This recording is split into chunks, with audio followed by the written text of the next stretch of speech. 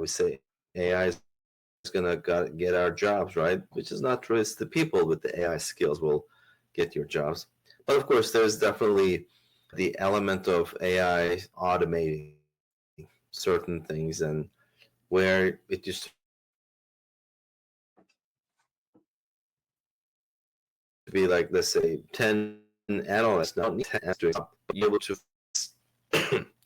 So it's all about the efficiency. It's all about the effectiveness of how you use AI. And again, I mentioned about the business use cases, right?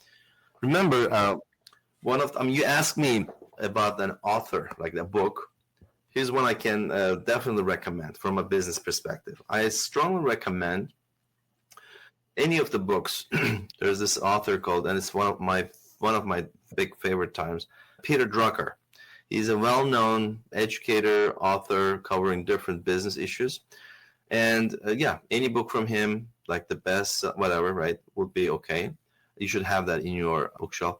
So he basically came up with this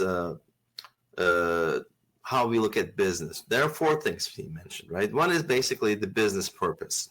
Businesses have a purpose. They create services and products, right? Whatever that purpose, value proposition is.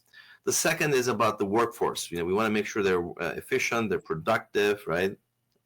The third is the timeline. That's why I keep emphasizing your short-term, long-term goals. So there's a timeline element of everything we do, personally or at the business level.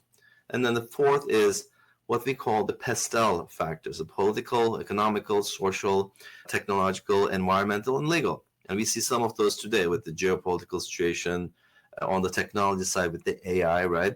That impact or how organizations do what they do. So those are important, obviously. Workforce elements obviously is one of the things. With the AI,